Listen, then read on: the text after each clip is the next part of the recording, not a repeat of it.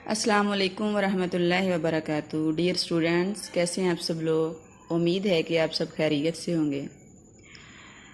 آج ہم اپنے اگلے ٹاپک کا آغاز کرتے ہیں۔ نیکسٹ ٹاپک ہے ہمارے پاس منکرین حدیث کے نقطہ نگاہ کا جائزہ۔ بعض لوگوں نے یہ نقطہ نگاہ اختیار کیا ہے کہ نبی کریم صلی اللہ علیہ وسلم کی سنت پر عمل کرنا ہمارے لیے لازم و واجب نہیں ہے، صرف اور صرف قرآن مجید پر ہی عمل کیا جائے گا، اور احادیث مبارکہ نبی علیہ الصلاۃ والسلام کے معمولات ہیں، لہٰذا نعوذ باللہ احادیث پر عمل کرنا ضروری نہیں۔ اپنے اس نقطہ نگاہ کی وجہ سے وہ منکرین حدیث کہلائے ہیں۔ اس سلسلہ میں انہوں نے کچھ دلائل پیش کیے ہیں، کچھ اعتراضات کیے ہیں۔ ہم سب سے پہلے ان کے پیش کیے جانے والے اعتراضات کا جائزہ لیتے ہیں۔ نمبر وائز ایک ایک اعتراض کو دیکھتے جائیں گے اور اس کا جواب دیتے جائیں گے۔ سب سے پہلا اعتراض انہوں نے یہ کیا ہے کہ احادیث مبارکہ آپ صلی اللہ علیہ وسلم کی زندگی میں نہیں لکھی گئی۔ قرآن مجید پر عمل لازم تھا، لہٰذا اس کی کتابت کا بندوبست نبی علیہ الصلاۃ والسلام نے اپنے مبارک زمانہ میں کروایا۔ اگر قرآن مجید کی طرح احادیث مبارکہ پر بھی عمل لازم ہوتا تو آپ صلی اللہ علیہ وسلم احادیث بھی لکھوا دیتے۔ مزید یہ کہ چونکہ احادیث مبارکہ آپ صلی اللہ علیہ وسلم سے 150 سال بعد لکھی گئی، اس لیے ان میں ادھر ادھر سے بہت ساری باتوں کے اضافے بھی ہو چکے ہیں۔ ہم اس پہلے اعتراض پر جب نگاہ ڈالتے ہیں تو یہ پتہ چلتا ہے کہ ان کے اس موقف میں کوئی حقیقت اور وزن نہیں۔ کیا احادیث مبارکہ نبی علیہ الصلاۃ والسلام کی وفات کے طویل عرصہ بعد لکھی گئی ہیں؟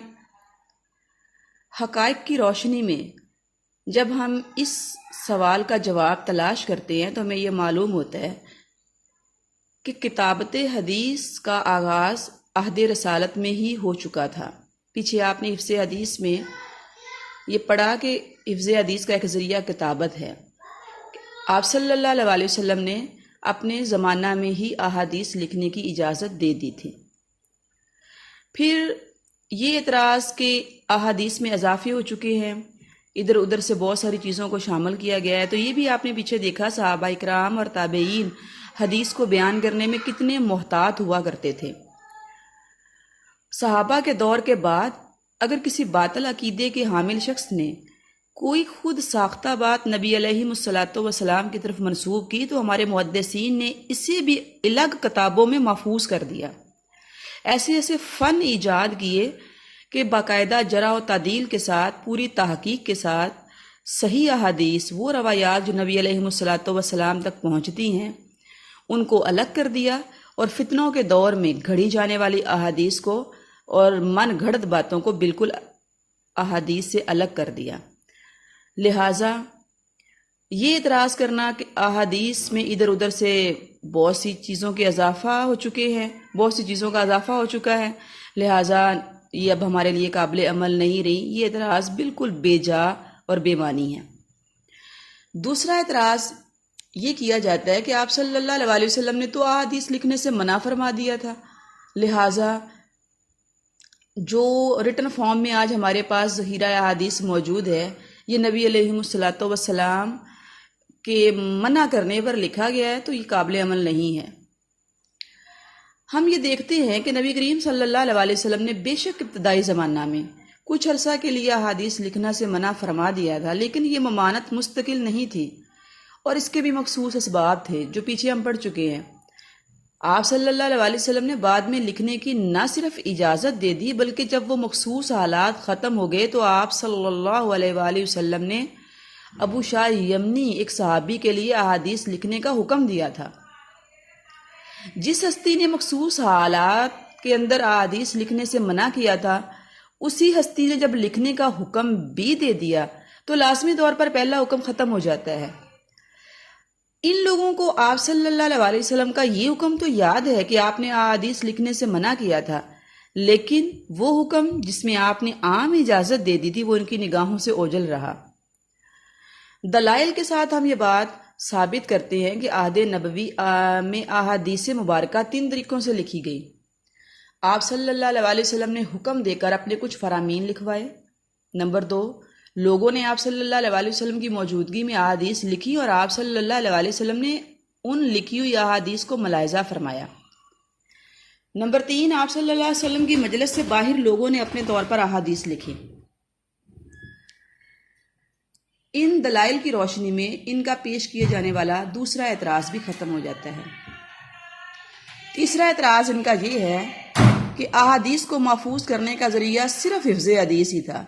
اس طرح حافظے کی بنیاد پر کسی چیز کی حفاظت و محفوظیت کا کوئی اعتبار نہیں۔ اس اعتراض کو جب ہم دیکھتے ہیں تو یہ سوال پیدا ہوتا ہے کہ احادیث کو محفوظ کرنے کا واحد طریقہ حفظ ہی تھا؟ یہ نقطہ نگاہ کہ عہد نبوی میں احادیث کو محفوظ کرنے کا واحد طریقہ محض حفظ تھا، حقائق کے بالکل برعکس ہے۔ پیچھے آپ نے یہ پڑھا کہ حفاظت حدیث کے مختلف ذرائع تھے اور ان ذرائع میں سے ایک ذریعہ حفظ حدیث تھا، لیکن حدیث کو محفوظ کرنے کا صرف یہ ایک واحد ذریعہ نہیں تھا، بلکہ اس کے علاوہ کتابت، تعامل امت اور آپ صلی اللہ علیہ وسلم کا یہ فرمان کہ میرے فرامین آگے لوگوں تک پہنچا دو۔ صحابہ اکرام، تابعین اور امت مسلمان اس ذمہ داری کو بخوبی سر انجام دیا، تو ان تمام ذرائع کے ذریعے بھی احادیث جو ہیں وہ محفوظ ہوئیں۔ وہ مجموعے جو آپ صلی اللہ علیہ وسلم نے اپنی زندگی میں لکھوائے، پھر عہد صحابہ میں لکھے گئے، تابعین میں لکھے گئے، عہد نبوی میں احادیث لکھی ہوئی موجود تھی۔ اصل بات تو یہ ہے کہ حفاظت حدیث کے لیے حفظ اور کتابت دونوں پر یکساں طور پر اعتماد کیا جاتا ہے۔ چوتھا اعتراض منکرین حدیث کی طرف سے یہ کیا گیا کہ قرآن مجید نے مختلف مقامات پر نبی کریم صلی اللہ علیہ وسلم کے بارے میں یہ فرمایا ہے کہ آپ ان لوگوں کے محافظ و دروگا اور ذمہ دار نہیں ہیں، اور یہ کہ قرآن مجید میں آپ صلی اللہ علیہ وسلم کا یہ منصب بیان کیا گیا ہے کہ آپ وضاحت کے ساتھ اللہ کا پیغام لوگوں تک پہنچا دیں۔ گویا آپ صرف اللہ کا پیغام لوگوں تک پہنچانے والے ہیں، آپ کی باتوں پر عمل نعوذ باللہ لازم نہیں ہے۔ اس اعتراض کو جب ہم دیکھتے ہیں تو یہ سوال پیدا ہوتا ہے کہ آپ صلی اللہ علیہ وسلم کی حیثیت ایک پیغام رساں کی ہے، آپ جسٹ ایک میسنجر ہیں۔ قرآن مجید کی آیات کو بغیر سیاق و سباق سے الگ کر، بغیر سیاق و سباق کے سمجھ کر اپنے مقصد کے حصول کے لیے اپنے پسند کے معنی دے دینا، منکرین حدیث نے یہ نقطہ نگاہ اختیار کیا کہ آپ کا کام صرف اللہ کا پیغام لوگوں تک پہنچانا ہے۔ فَهَلْ عَلَى الرُّسُلِ إِلَّا الْبَلَاغُ الْمُبِينُ۔ اسی طرح قرآن مجید میں ہے وَمَا أَنْتَ عَلَيْهِمْ بِحَفِيظٍ وَمَا أَنْتَ عَلَيْهِمْ بِوَكِيلٍ لَسْتَ عَلَيْهِمْ بِمُسَيْطِرٍ۔ ان آیات مبارکہ کو بغیر سیاق و سباق کے دیکھے یا ان کو ان کے سیاق و سباق سے الگ کر کے اپنے مرضی کا معنی پہنا دیا، لیکن ان کو قرآن مجید کے اندر وہ آیات نظر نہیں آئی جن میں اللہ رب العالمین نے فرمایا وَمَا آتَاكُمُ الرَّسُولُ فَخُذُوهُ وَمَا نَهَاكُمْ عَنْهُ فَانْتَهُوا۔ تمہیں جو رسول دے وہ لے لو، اور جس بات سے رسول تمہیں منع کرے اس سے رک جاؤ۔ ان کو یہ آیت مبارکہ قرآن مجید میں نظر نہیں آتی کہ نبی علیہ السلام کی حیات مبارکہ، آپ کی پاکیزہ زندگی کو امت مسلمہ کے لیے بہترین نمونہ قرار دیا گیا۔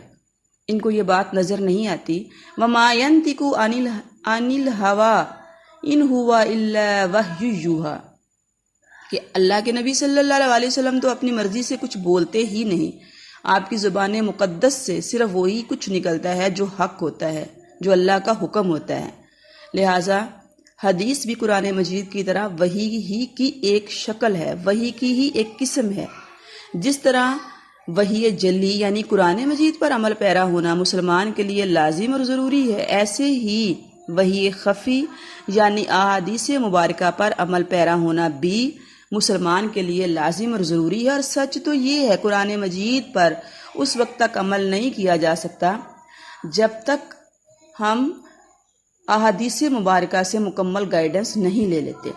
منکرین حدیث کا یہ موقف کہ ہماری رہنمائی کے لیے صرف قرآن ہی کافی ہے، ان کی اس نقطہ نگاہ کا رد اس طرح ہو جاتا ہے کہ قرآن مجید میں کہیں بھی ایسا نہیں ہے کہ صرف قرآن کافی ہے، کہیں بھی صرف اللہ کا حکم ماننے کو نہیں کہا گیا، بلکہ ہر جگہ یہی فرمایا گیا اللہ اور اس کے رسول کی اطاعت کرو، بلکہ رسول اللہ صلی اللہ علیہ وسلم کی اطاعت کو تو اللہ کی اطاعت قرار دیا گیا۔ دوسری بات یہ کہ قرآن و حدیث کوئی دو الگ چیزیں نہیں ہیں۔ قرآن مجید اصل دستور ہے اور حدیث اس کی تفسیر اور تشریح ہے۔ یہ حدیث بھی چونکہ اللہ کی طرف سے نازل ہوئی ہے تو قرآن مجید کی یہ تشریح اللہ کے حکم پر ہی مشتمل ہے۔ آپ صلی اللہ علیہ وسلم کا ارشاد ہے، آگاہ ہو جاؤ، مجھ پر قرآن مجید نازل کیا گیا اور اس جیسی ایک اور چیز بھی نازل کی گئی۔ اس جیسی چیز سے مراد حدیث نبوی ہے۔ آپ صلی اللہ علیہ وسلم نے خطبہ حجۃ الوداع کے موقع پر بھی فرمایا تھا، ترکت فیکم امرین، میں تمہارے درمیان دو چیزیں چھوڑ کر جا رہا ہوں، اگر تم انہیں مضبوطی سے تھامے رکھو گے تو ہرگز بھی گمراہ نہیں ہوگے۔ وہ دو چیزیں کون سی ہیں؟ اللہ کی کتاب اور میری سنت۔ شریعت مطہرہ حدیث مبارکہ کے بغیر نامکمل ہے۔ شریعت مطہرہ کے دو بنیادی ماخذ قرآن اور حدیث لازم و ملزوم ہے۔ قرآن مجید پر اس وقت ہرگز بھی عمل نہیں کیا جا سکتا جب تک نبی علیہ الصلوۃ والسلام کے فرامین کو اختیار نہیں کر لیا جاتا۔ اگر یہ کہا جائے کہ احادیث معتبر ہاتھوں سے ہم تک نہیں پہنچی، اس لیے جس چیز کی صحت کا کوئی اعتبار نہ ہو اس پر عمل کس طرح کیا جا سکتا ہے؟ تو اس کا جواب یہ ہے کہ حدیث جن ہاتھوں سے ہم تک پہنچی ہے، قرآن بھی انہی ہاتھوں سے ہم تک پہنچا ہے۔ اگر ہم پہنچانے والوں کو نعوذ باللہ ناقابل اعتبار ٹھہرا کر حدیث کا انکار کر رہے ہیں تو پھر ہم قرآن پر کیسے ایمان لے آئیں گے؟ قرآن کو ہم کیسے مان لیں گے؟ لہٰذا حدیث بھی ایسے ہی قابل اعتبار ہے جیسے کہ قرآن مجید قابل اعتبار ہے۔ اس کے علاوہ بھی منکرین حدیث کی طرف سے متعدد اعتراضات پیش کیے جاتے ہیں۔ علماء کرام اور ہمارے جو ہیں بزرگان نے ان کے کافی و شافی جوابات دیے ہیں، جس کی وجہ سے تمام اعتراضات دور ہو جاتے ہیں۔ اللہ رب العالمین ہمیں صحیح معنوں میں نبی علیہ الصلوۃ والسلام سے محبت کرنے کی توفیق عطا فرمائے اور ہمیں صحیح معنوں میں دین اسلام کو سمجھنے اور اس پر عمل پیرا ہونے کی توفیق عطا فرمائے۔ وما توفیقی الا باللہ علیہ توکلت و الیہ انیب۔ اس کے ساتھ ہی ہمارے سلیبس کا فرسٹ پورشن کمپلیٹ ہو جاتا ہے۔ تعارف حدیث کے حوالہ سے جو ٹاپکس تھے ہم نے وہ اپنے لیکچرز میں سبھی ڈسکس کر لیے ہیں۔ نیکسٹ انشاءاللہ ہم متن حدیث پر بات کریں گے۔ آپ لوگ کائنڈلی جو ہے یہ والا پورشن اچھے سے ریوائز کیجئے گا۔ انشاءاللہ 2-3 دن کے اندر ہم جو ہے اس کا آن لائن ٹیسٹ رکھیں گے۔ اوکے، اللہ حافظ۔